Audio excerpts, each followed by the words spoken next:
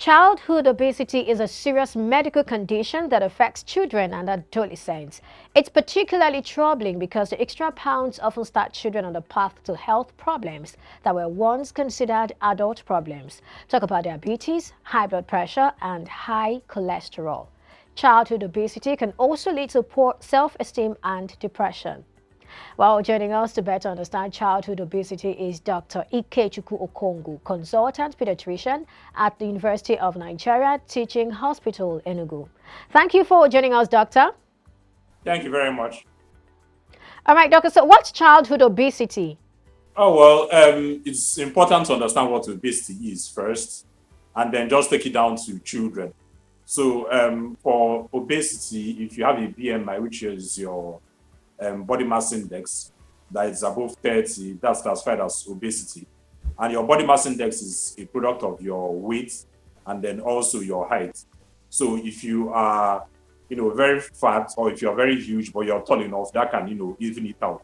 But if you're fat and you're short, that means you have a very, high BMI. So it's a product of your weight and then multiplied by your height and divided by your height in meters squared.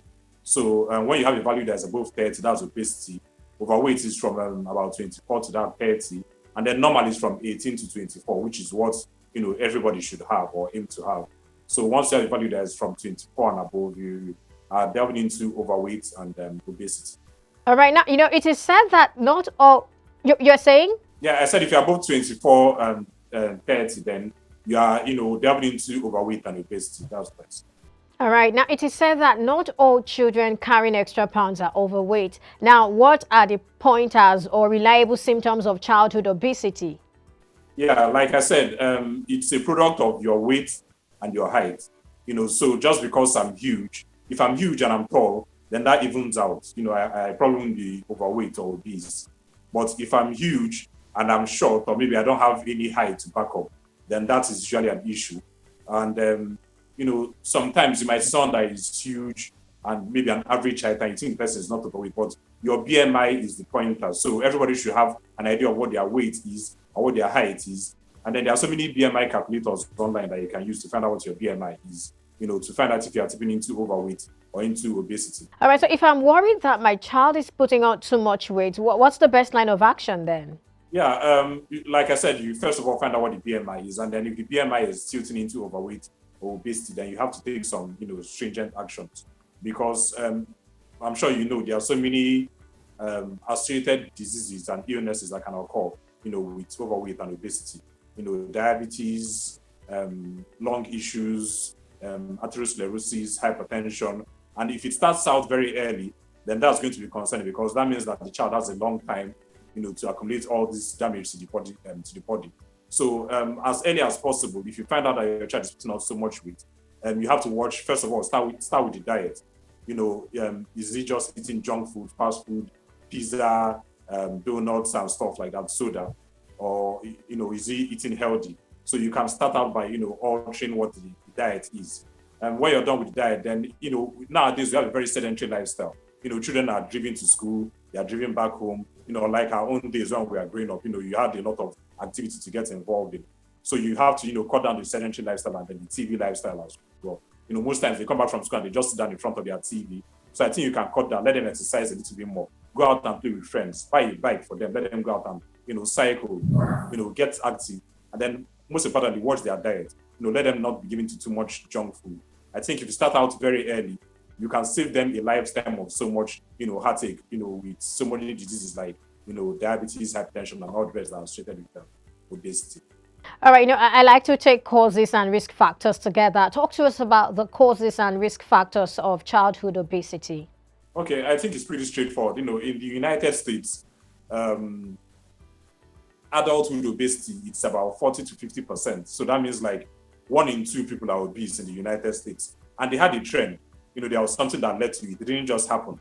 And it started out with the fast life, fast foods, Burger King, and all those things are now here in Nigeria. We have fast foods, we have, in every mall, there's a place where you can just get, a quick soda or something like that. And, it usually was for adults, but now even the children are also being inculcated into this habit. For example, you're in Lagos, you don't have time for breakfast. Just quickly grab a soda and, a meal along the way and then eat. But now, even children too are also getting, inculcated into that lifestyle. So the number one risk factor, obviously, is our dietary lifestyle. What are we eating? We are no longer eating, natural foods. We are no longer eating our vegetable soup and things like that. We are not just, giving to fast foods. So when you are done with the diet, then the next thing is our sedentary lifestyle. Nowadays, we just sit down and, we can chat on the phone. We can make a call to someone. We don't have to go over to their houses. We have to just sit down and watch TV. That sedentary lifestyle is also a very, very major thing that, predisposes children to obesity. And the other aspects, that we can't really modify so much, they are called the non-modifiable risk factor, is genetic. If your parents are obese or you have people in your bloodline that are obese, most likely you're also going to get obese. We can't do anything much about that. So for childhood obesity, it's mainly about the diet and then also the lifestyle. Then as you get older, when you get involved in things like alcoholism or things like that, then that would be a major concern or a risk factor for obesity. All right, let's talk about family history a little more. Now, I see that to a very large extent, a lot of issues, diseases and illnesses, some of them have family history as, a risk factor. So in this case, how should this be dealt with when you already know that, okay, this thing is obtainable in the family? So what steps should a child or should a caregiver take? Oh, well, in that situation, what you have to do is now prevent it from happening. And I don't know if you've heard this joke, they say some people, they can eat all they want and they won't add any pound of weight. And then there are some people that will just smell chocolate and they will start gaining weight. So the aim is that, this is in the family. So, try to keep all those things away from the child as much as possible. So if you are predisposed to something, for example, I know I'm predisposed to a particular illness, then whatever is going to be a risk factor is something that should start happening, right from the get-go. So, from the get-go, if you know that in your family there is a history of obesity, you can stop, excessive sugar drinks, soda drinks, fast foods and stuff for the child. The child might not really, like it initially because all his friends or her friends are going to be taking that. But you have to take a stand. You have to let the child understand that, look, you are predisposed, or even if you don't tell them, you have to have the understanding that your child is predisposed to this particular illness. So as much as possible from the get-go, start weaning off foods that can predispose the child to obesity. Get the child to get involved in exercises, play ball, ride a bike, nothing major, he's not trying to, build muscle, but just, get involved in a lot of activities, physical activities and not be sedentary. I think if you start out from that and also visit the hospital often, get a weighing scale at home. So you can tell when the child is putting on some weight and, you start taking some extra measures to make sure that the child loses that weight. If you start out on time, then the child can actually avoid tipping into, the obesity diet. All right, so you're talking about risk factors. I very soon we're going to come to prevention, but very quickly, it's believed that some prescription drugs, increase the risk of developing obesity. Talk about drugs like prednisone, talk about ritriptyline, talk about propranolol and all that. So for children who are probably placed on these drugs, what precaution should caregivers take? Yeah, there are not many medications. There are not many times you want to put children on medications like that. Propranolol is when you're thinking of maybe heart failure from a cardiac anomaly, and it's not like a major risk factor. The medication that will really medication for more than 5 days, if your child is asthmatic and on prednisone, just give for 5 days and stop immediately. Don't go any further. Then for some children who have, maybe renal issues, nephrotic syndrome, who have to be on prednisone for a longer period of time, there's actually nothing much you can do. You just have to, keep an eye on their blood levels of maybe cortisol. Okay, so now that we've talked about the prevention, let's look at likely complications of childhood obesity. Now, when a child is obese, what are the likely complications? Yeah, so they can affect, virtually every organ system. If you start with the CNS, for example, they could get into depression, low self-esteem, suicidal tendencies for some of them. You'll be shocked, but there are people that maybe they could be bullied in school and things like that. So that is, mainly for the CNS or psychological. For the cardiovascular, which is a major concern, they could be predisposed to hypertension, atherosclerosis. Much at an older age, they could be predisposed to things like, a cardiac arrest or, a heart attack, things like that. For the respiratory, they could be predisposed to, respiratory illnesses, maybe COPDs or chronic obstructive pulmonary disease. For the musculoskeletal, they could be predisposed to injuries, ulcers, for the musculus, also for, maybe bone issues as well. Some of them can be predisposed to, things we call ball leg, let me put it that way just for the masses, So it affects virtually every organ system. The one that is most concerning to us, obviously, is the cardiac and respiratory, because if they grow up with that, they could be exposed to a heart attack or hypertension or things, or that could eventually lead to even end organ failure, or maybe kidney damage and things like that. So every organ system is affected. So there's no need to even wait for any one of them to manifest. Once you have, that, you want to start preventing it early on, because it can affect every organ system. All right, doctor, let's talk about awareness, really. How aware are people, how well do people have this information that childhood obesity could lead to some of these issues, talking about type 2 diabetes? One would think that these are adult issues. So how aware are people? That's on the one hand. And on the other hand, I would like you to talk to us about the occurrence, the prevalence, how often you get to see children who are in this situation. Let me start with the second, sorry. How often? It's on the increase. Prior to now, what we usually have, in our practice is, situations like kwashiorkor, undernutrition. But now, like I said, there's a change in our dietary behavior, and there's a dietary modification that's currently ongoing now. There are lots of fast foods now. Their snacks now are just, they are not nutritious anyway. We don't give them fruits anymore. So it's gradually on the increase. We get to see more of them, more often now. There's a steady increase. I can't give you a particular value, but I just know that, one of the highest values you ever get in the world is in the United States, which is about 40 to 50%. I know that we are not there yet, but I'm also hoping that we don't get there. At the stage we are going. If we keep seeing that happening, then there's a possibility. I think we are probably in the single or double digits now, maybe 10 to 20%, around that range for childhood obesity.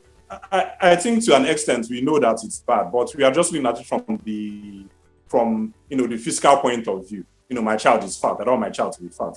We don't really know how bad it is. We don't know that, it can lead to so many organ damage or so many, other diseases in the future. Like you mentioned, type 2 diabetes, that's, a major thing. So people don't really know the extent, to which it can adversely affect the life of their children. They are more focused on, just the physical appearance of their child. They don't want their child to be big and things like that. But I don't think we have that level of awareness about how bad it really is, how much damage can cause to the well-being of their child. And I think this is a good idea, the program that you have, that, talking about it, so that people can at least have an inkling to know that, if you don't start controlling it on time, it's very difficult to lose weight when you have, become much older, when it's now part of you.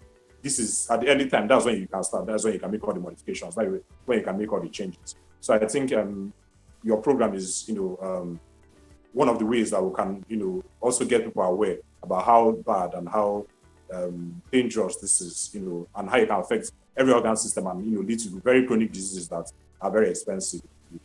All right, doctor, let's talk about management now.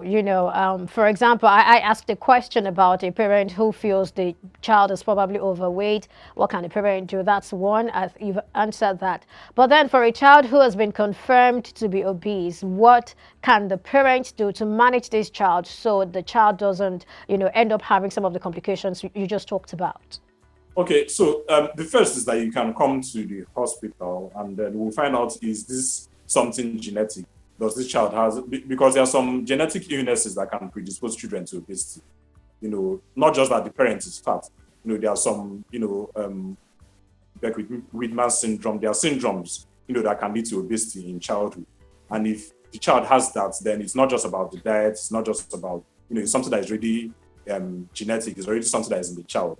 And what we want to watch out for, are there other complications, are there other, components of this syndrome that we should pick out on time, maybe cardiac lesions that we can start managing early on. Then if we rule those out, then we can now, ask about the family history. Is there a history of obesity in the family? And then if there's none, then we'll now probably say it's just environmental, modifiable risk factors. So we usually just, divide it into the modifiable and non-modifiable risk factors. For the modifiable, the diet, we can refer you to a dietitian or a nutritionist who will give you an appropriate diet, prescribe some exercises that the child can do, just playful things, nothing major. You don't have to carry 25 kg weight. Just get a bicycle, play football on the streets, things like that to get the child active and, stop having the sedentary lifestyle. Then for the non-modified, there's really nothing much you can do about that other than just, keep watching the child and making sure that the child is trying as much as possible to make sure that it doesn't add, modifiable risk factors to these non-modifiable factors. In the worst case scenario, you probably think of surgery, liposuction and, gastrostomy, gastric surgery, sorry, where you reduce the size of the stomach. That's in a very, very bad case scenario, when, there's nothing much you can do anymore. You start thinking of all those ones, but not really in childhood, except if it's now very morbid, when it's morbid obesity that, the child's life is at risk. But that's, at the other extreme of it. But like I said, just the basic things, diet, exercise, and then find out if there are any other psychological issues like bothering the child. Some people are just psychological eaters. When they are depressed, they eat. So find out are there other things that are bothering the child that we can handle to make sure that this doesn't progress. All right, thank you, Doctor. Just before we wrap up, I don't know if there is anything you would like to share with parents. Yeah, I know we parents like making children happy, especially mothers. So if they ask for cake, we give them the cake. They ask for Coke, we give them Coke. They ask for this, we give them that. But let's go back to our natural lifestyle. Those in developed countries, Europe, America, they are trying to copy what we are doing. And because they know the value of what we have. Our products are not even genetically modified. We are very, very natural in Africa. And they are trying to copy that. Natural food in developed countries are very, very expensive. We have these things readily available. Let's go back to those things. Let's not just copy whatever it is that they have. Yeah, they have some good stuff, but let's not go and copy the bad stuff. Let's cut down on the fast foods. Let's cut down on, TV and phone time. Get these children active. Fast foods, even apart from obesity, the other complications that we'll be bothered about. There's also an increase in things like cancers and malignancies. I don't know if it's preservatives that are causing that. So for parents, I think the most important thing they need to do now is just go back to natural. If you want to give your child juice, why not just make a homemade smoothie? You mustn't buy something that has preservatives or something that is sold in the market. Try as much as possible to be natural. Spend that time now to do this so that in the future you don't have to spend more time doing things that you don't want to do. We've been speaking with Dr. Ike Chukwukongu, consultant pediatrician at University of Nigeria Teaching Hospital, Enugu. One of the best strategies to reduce childhood obesity is to improve the eating and exercise habits of your entire family. Treating and preventing childhood obesity helps protect your child's health now and in the future. Thank you for being a part of the show. I am Perpetua Fasami Peter. Bye for now.